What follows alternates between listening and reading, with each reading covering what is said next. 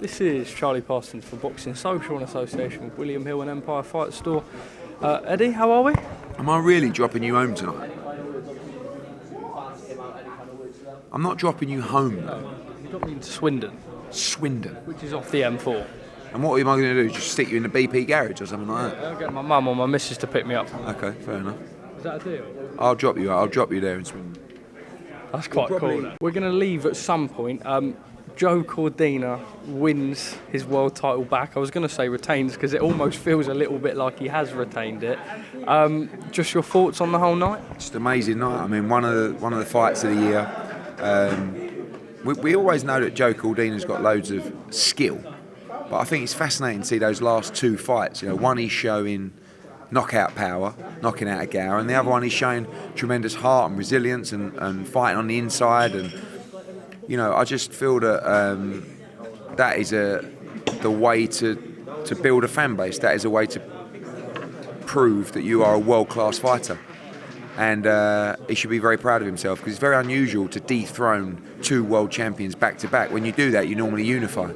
And you said about regain, I kind of feel like he should be a unified champion tonight, but he's not. He's got his world championship back, and he's got a huge future ahead of him. 116, 111 Rakhimov was the first card that was read out.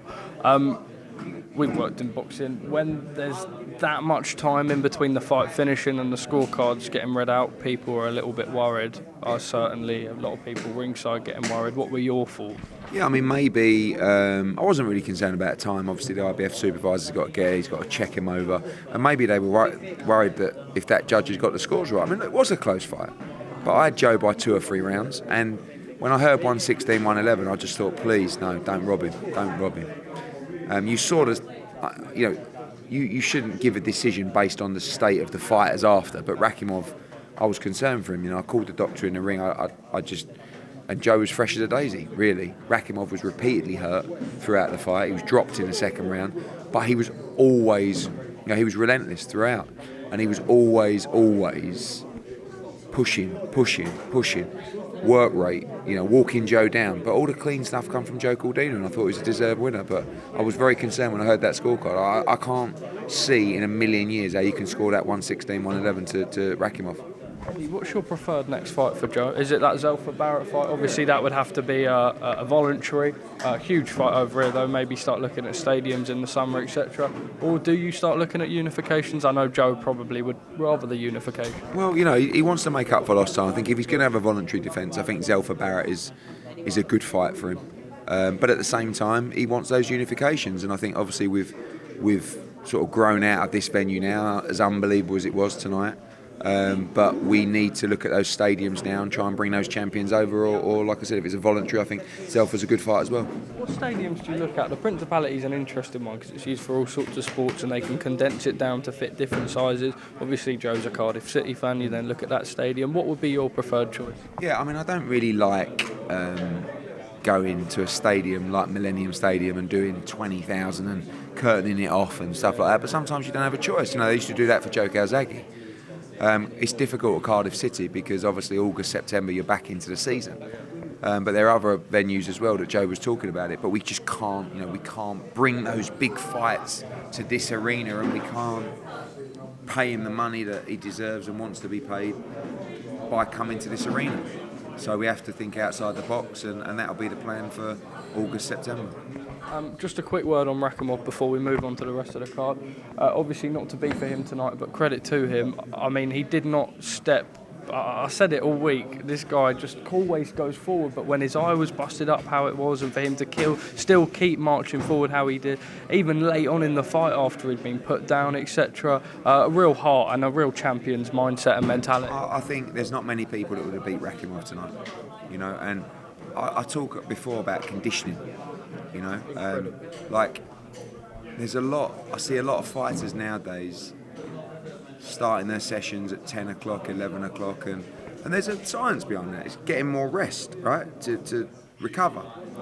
But at the same time, there's also something to be said about getting up at 5 or 6 in the morning, getting on a bus and going to do those horrible steps and triangles with Tony Sims and sprints at 6 o'clock in the morning.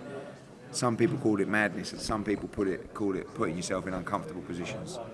And when you put yourself in uncomfortable positions, your mind just understands that you've been there before. So when Joe was getting beat up at times to the body, when he was feeling sick, when he was ready to, his tank was empty, he thought probably, the muscle memory tells you about those early mornings and the sacrifices that you made. And that's a credit to Tony Sims. I'm very close with Tony Sims, and I've seen, it's one thing, I'm used to stick, right? Tony's not. And he's really struggled with the criticism around Conor Benn, which quite frankly has nothing to do with him really. And you listen to arseholes on Twitter, and I know like you don't really want to just moan at people on Twitter, but when I see like Tony Sims being abused in every post that he makes, it's like, this is a guy, he's the most honest man in boxing. He's dedicated his life to the sport. So when you see him get a win like that, and you're not going to see Tony Sims out, in a club giving it the big one, you're going to see him go home, he'll be in church tomorrow, do you know what I mean? And he'll be thanking God for the experience and for keeping Joe safe. So I'm really pleased for him as well, because they're a great team and he's a great trainer. But Joe's got a very, very smart boxing brain. And tonight he did a bit of everything. And I think he's the best fighter in the division. Run through the rest of the card. Sandy Ryan, another world champion, and I thought she did it in a really entertaining fashion tonight. I thought she dug in, she stuck in, and she's changed her life tonight, because now it looks like she'll fight McCaskill for undisputed.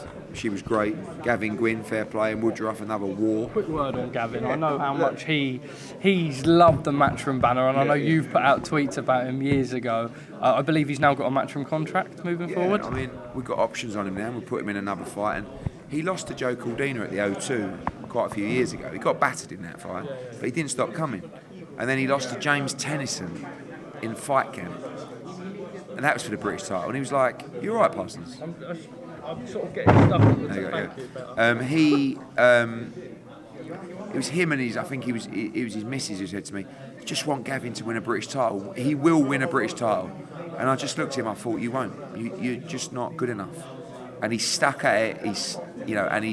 I'm so pleased when he won the British title. Now he's defending it. Now he's making a few quid, big support, and that's how boxing works. You stay at it. You stay consistent, and you stay committed, and that's what he's done. And well done. Zelfa Barrett, I thought, boxed really well tonight. Sanchez was too tough, but I thought Zelfa was world class. Jordan Thompson, really another person who's really made the sacrifices under Tony Sims. Good win for him. I want to see him move on and fight a big name now in the division, because he's a huge cruiserweight. Punches very hard. Sky Nicholson boxed well, more aggressive. Probably not aggressive enough still, but you're never going to see her going out and just swinging and trading.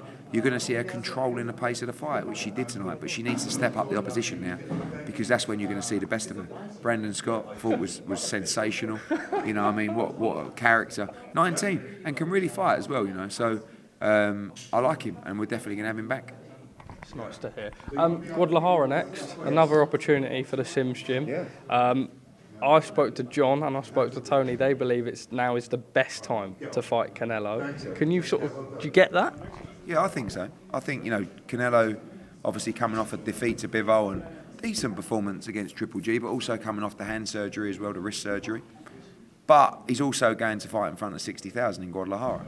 So he's right up against it, but John's up for it. And there's a good feeling in the camp right now, and I think it's going to be a good fight. I think he'll do absolutely everything to shock the world on May the 6th. Eddie, Ben Shalom on Sky tonight spoke about making, or in some form, Martin Bakole versus Deontay Wilder. Your thoughts? Umar said it to me earlier. I thought it was banter. But look, Bakole's a good heavyweight. But obviously, if you ask Deontay Wilder about Martin, I don't think he's ever heard of him. I mean, I'm going next week to the Middle East to talk about one of the biggest fights in the history of sport, Deontay Wilder against Anthony Joshua. So, but with a lot of these guys, you call out Deontay Wilder, and tonight he fought a geezer called Hulk or something like that. I mean, Martin Bakole can really fight, by the way. Great win against Tony Yoka, but you have to invest in opposition for Martin Bakole, and that's actually one of the toughest things. But what's Michael Hunter doing? I mean, he never got a fight. What's Hughie Fury doing? Do you explore working with Michael Hunter again? He turned down, I won a purse bid for Michael Hunter to fight Filip Ergovic, final eliminator for the world title, and he pulled out. That's how much he wanted it.